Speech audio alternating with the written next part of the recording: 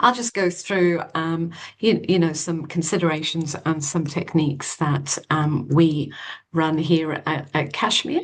So the next slide has some considerations for preparing for revision. So I've put them into resources, that's sort of the allocation of resources and the sharing of them. Sometimes I do think, though, providing too many resources for students can overwhelm them at times. I do like pathways, great for knowledge summaries, and our students have increasingly been using Learn Coach, which was free last year. I'm not sure if it's free this year, but that is something well worth it exploring as well for biology exam questions. I think what's really important when also you start covering revision is really helping students identify their common misconceptions, because they carry through. And if they're not really addressed as early as possible, students go on to make those mistakes in their exams. When teaching students how to attack exam papers, and literally, I mean, NCA is not renowned for its students' accessibility with regards to answering questions. They're quite difficult to approach, but really explicitly teaching how to do this is really important. And that's the techniques, as I've said, at the end, but also then helping students learn how to learn, and teaching them the rationale behind some of the techniques for revision is quite valuable as well. Does anybody have any, it's very self-explanatory. Does anybody have any questions about any of the things I've put up?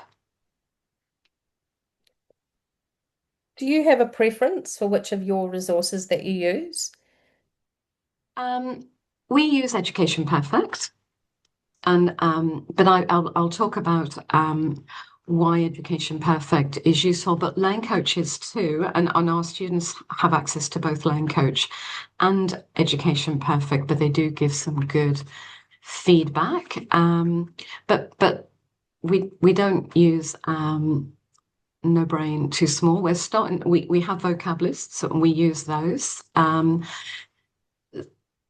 We also use No Brain Too Small is great for past exam questions, but Education Perfect and Learn Coach use those as well at the moment. So no preference really, just that they're all as good as each other, I would say.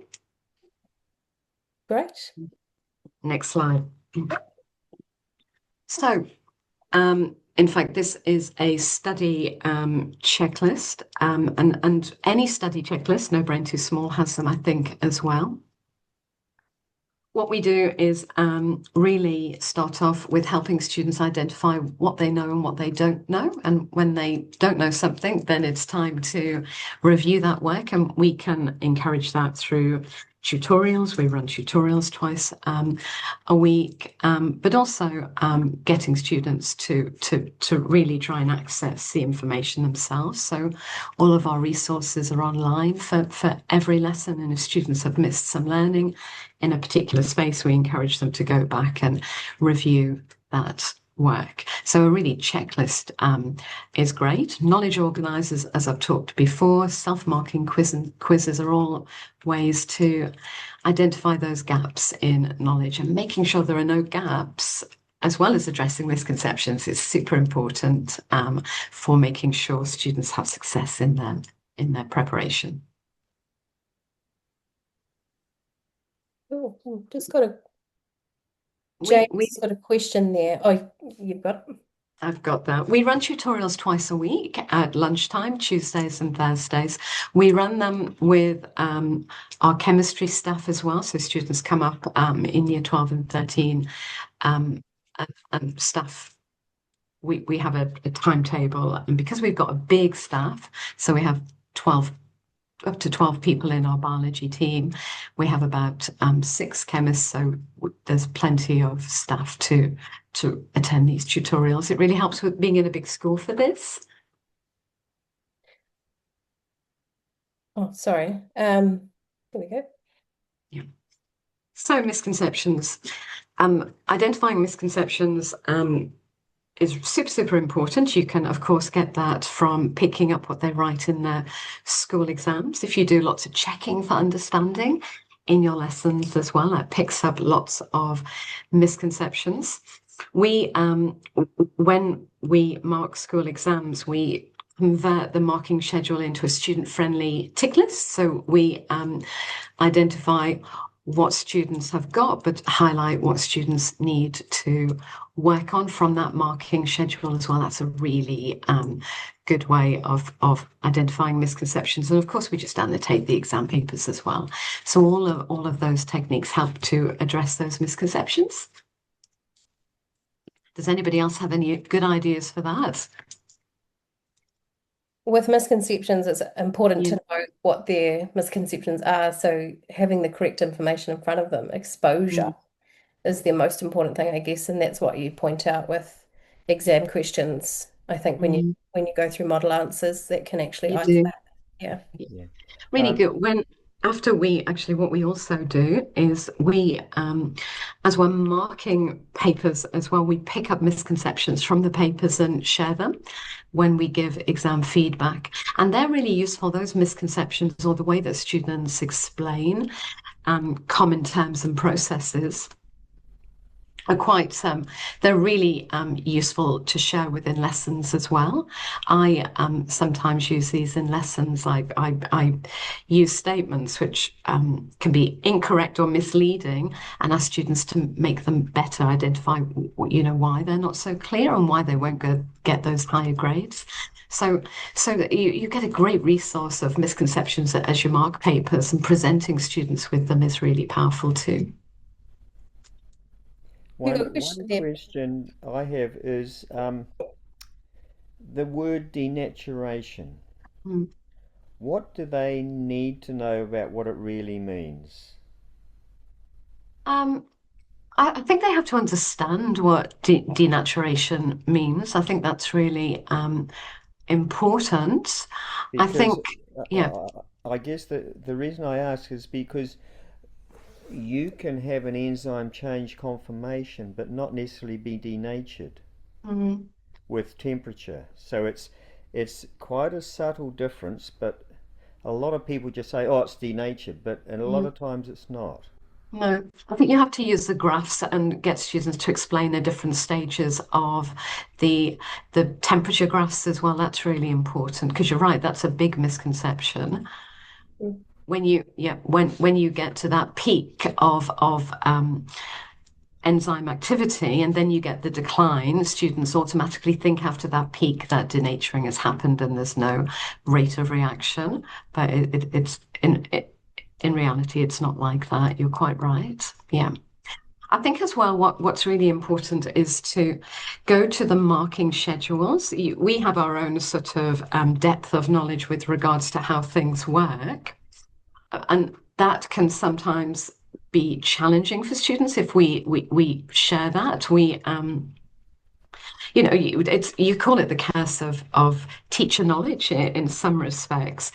I always sort of use the marking schedules as your outcomes. You use the terminology that they use as well to help explain key concepts. It keeps it quite tight in that regard. And then you can build upon that later on. Yeah, I must say that's the technique I like too. Yeah. Don obviously adding some of his expertise in there. Yeah, yeah, very much so. Thanks, Well, Don. I guess where I'm coming from is we can have a lot of expertise, but how much do they really need to know? So Yeah, not And I subpicking. still haven't come to grips with that.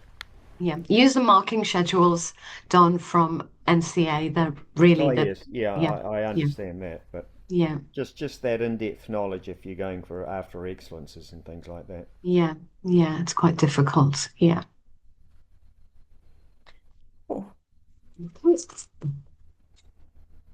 So, we start quite early on teaching students about revision and working memory, but they forget because because it's easier to forget than it is to remember. To be fair, so I always just before our school exams we start reminding students about learning and memory, sort of using the analogy of it being like a working muscle. And when you practice any skill, when you want to be good at any skill, you have to practice, and that includes preparing for exams. So we do start with that and really help students to understand that they've got to start quite early and put effort into remembering and understanding and applying their knowledge to exam questions.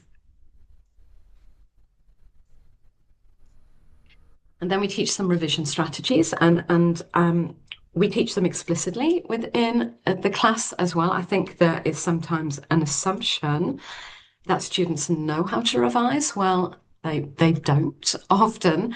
And also some students can get through school they can get to year 12 without taking external exams. So it's particularly important that those strategies are taught to students. And we start off by getting students to practice in the class. So the best way to do that and the simplest way to do that is to use cuckoo lists. So cuckoo lists have great definitions. And Beans has worked hard to make sure those definitions align with the exam papers. So there are a whole range of cuckoo lists there for every external, which are useful. So they're a great resource to use. And if you break them up and give them to students, they can start testing each other, quizzing by either reading definitions or reading the terms out. And that's a really good starting point. When we want to attack a particular type of question or section, one of the strategies that we use, and my students love a knowledge dump, a good knowledge dump. We have these huge, big whiteboards, and we put students in groups, and they knowledge dump around a particular topic as well. And then what they do is they go and look at other knowledge dumps in the same topic and annotate it. And they just move around in groups and look at those dumps, so to speak. Flashcards. Some teachers love having the flashcards ready and use the cuckoo list for students to create flashcards in lessons. I don't do that. I encourage my students to do it at home. I'd rather they self-quiz. And then, of course, that very last point is practicing exam questions. That really is getting our students to that point where they are practicing exams. They are sort of trying to unpick the terminology around them and getting success in that. And it's really difficult to do. NCEA exams, sorry. They're very literacy heavy and quite difficult for some of our students that have poor literacy. So familiarization with the terminology in cuckoo is really important. Does anybody have any questions about that? I just wonder if you sort of, with your knowledge dumps, Jenny, do you ever build them into concept maps? Yeah, I think concept maps are quite. I used to teach a lot of concept maps. I prefer to build concept maps on the whiteboard with students, and I do that quite often to summarize key points within a standard. So we have whole maps for a whole standard, but then I will build maps for, say, enzymes, build maps for photosynthesis, and I would do that with students because it is time consuming. It is difficult, and not all students enjoy it. Some do, but they enjoy seeing the big picture and building that big picture. So I think that's quite powerful, that modeling and building of the big picture.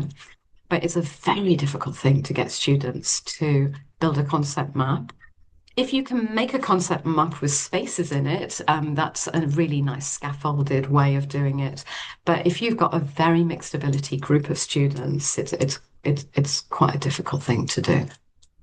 Yeah, I did Yeah. hear Alison Alison Campbell talks about how they're really helpful for scholarship Mm, students. yes, So absolutely. yeah, Yeah, she yeah, she helps someone write a thesis on actually proving that yeah. that it can do a lot for higher order thinking. Absolutely. Yeah, yeah. I think when it comes to a year 12 mixed ability group, I don't use it, I must admit. Yeah, okay. But I'm not saying don't use it. You have to really work from the group of students that are in front of you, and also you've got to balance the time you have to review and revise for preparation for school exams and end of year exams as well. Yeah, absolutely. Cool. Super. So there's the cuckoo list. We won the gene expression, the vocab. As I've said, that you just have to log into the Beans website and they're all available for you if you do have the time as well. And I know time is quite precious. Of course, there's a whole range of fun, competitive activities. What I would say with that, though, is really make sure the terminology is it be exacting with the terminology. There are lots of Quizlets with high variability in the way that things are defined.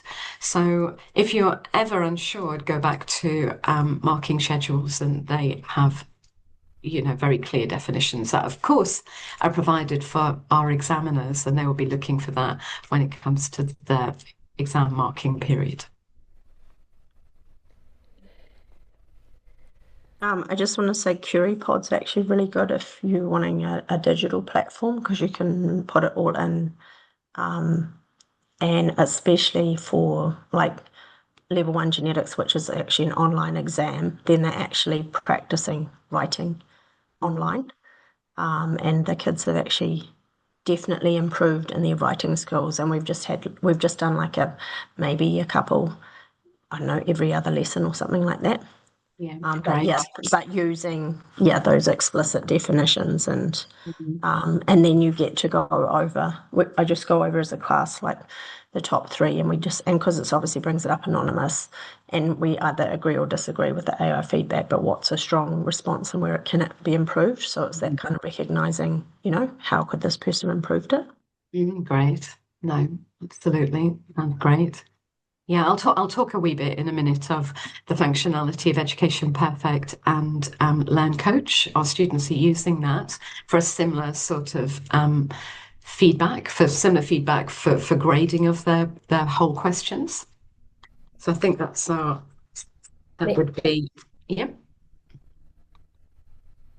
That one? So no. So games, quizzes, ideas, I've talked about that, plenty there.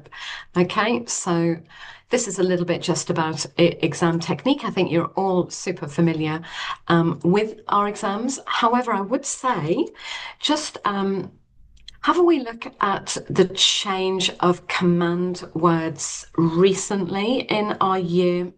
In the last 3 years, I would say, with our NCA Year 12 and 13 exams. They have moved away from the describe, explain, discuss model to really changing their command words quite a bit. So using sort of much older exam questions, while there is real benefit in it, I think it's sort of ending up and using the more recent exams would be very beneficial as well. The way in which they're structuring those questions are a little bit different, as we have been discussing quite recently. So in this, this is an old question, as you can see. I think it's quite an old question. It must be because it's got describe, explain, discuss. However, with any question, you might want to consider using bug. We've been trialing bug, and I think the next slide show me summarize what bug is. And my students quite like this. When I introduced it this year. So one box the command words. So of course that will be going straight to the question. So putting it in a wee box. You underline the key content go through the reading and the question again and underline those key words. And then G, go through the bullet points and grounding context. I think really important that students attack each bullet point and cover it thoroughly. Sometimes they don't.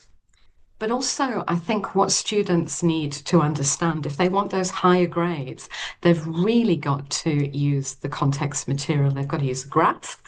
More so, there'll be a graph at level 2. And at level 3, there'll be a context, of course, and they must be extracting information and applying it to get a grade above achieved. So those merit grades tend to come from the context. So my students do like this, but there's plenty of ways in which you can have an exam question. Of course, live modelling, which I've talked about, is super important. So we have a slideshows which have example questions, and I haven't put them in. I apologise. I could send you an example. But we model that, of course, on the board, give students a paper copy, read through a question, box the command words. And those command words actually now at level 2, there's lots of how and why. There's lots of correlation. I broke them all down. Lots of discussion of the process, the mechanism, the advantages and disadvantages, and the word term. So discussion of the terms. So all of those, that key terminology, it may be useful for you to go through the types of command words that students will be exposed to. I think another technique as well, and we haven't seen this as much, but sometimes you get an and written in a question. So any ands in a bullet pointed question, it's really important that students separate them into at least 2 separate sentences, if not paragraphs, to explain. Does anybody have any questions? So good, Jenny. Great scaffolding. I like that. Yes. Yeah. Okay, super. So if you go to the next slide, there we go. This is just an old question. So we have a level 3 question, which is a little bit different to that, but this is from last year, so I apologise, and I haven't had time to really change the slideshow. But still, the annotation is quite important. But I would normally write this on the board, but then this would be on a slideshow as well, so students could copy it and see what the terminology is supposed to say. My writing isn't very good, so I always have a slide which will translate my writing, I must admit.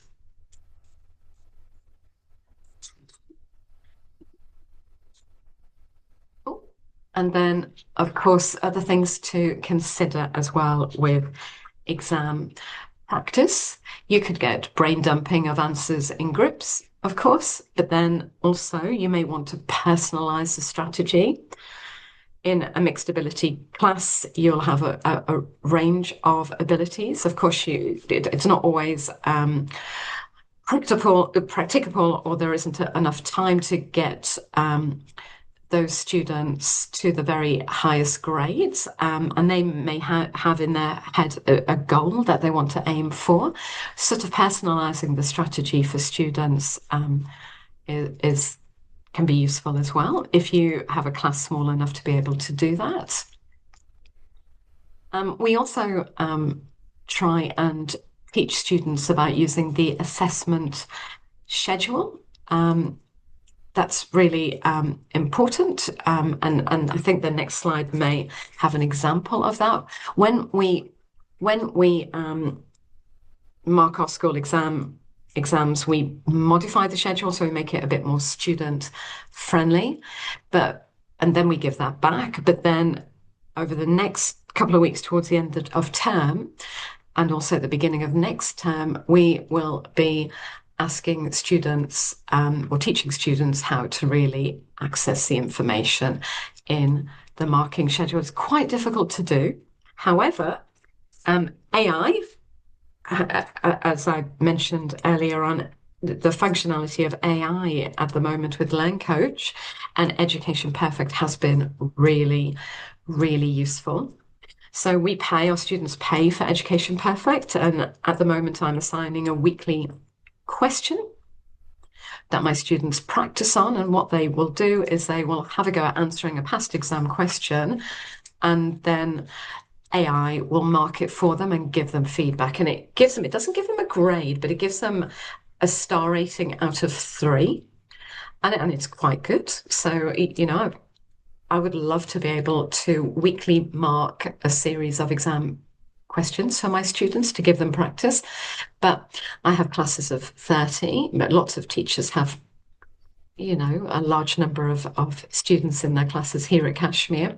So it's not easy to do, but AI has really helped reduce that load. Now, if Learn Coach is free, Learn Coach does that too. I haven't analysed Learn Coach like I have EP. I was really impressed with Education Perfect, but my students who are using Learn Coach for chemistry assure me that that it does a good job also. So if Learn Coach is free, maybe you could explore that. It was free last year as long as students had a school login. I'm not sure if, yes, great, thank you. Not sure whether it's still available. Super. They do like it, I must admit. They don't enjoy Education Perfect as much. However, I can set Education Perfect to my class, and it monitors it and gives me a diagnostic of how students have done. So we use it for that functionality. And finally, the last slide. The last slide is really giving students a plan. And we're starting to do this a lot better as a school. We gave out a study plan. There's last year's study plan, but we gave out a study plan prior to the school exams. And now it's about sort of thinking about a study plan really for the November exams as well. And we'll start doing that probably at the beginning of term. In fact, it will be the beginning of term 4. So that's really helpful as well. And getting students to put in all the other things they do, because many of our students work or they have sort of other extracurricular commitments, and putting them in really helps them to see how little time they have for their revision, particularly if they're doing a lot of subjects with external exams. So that's super helpful.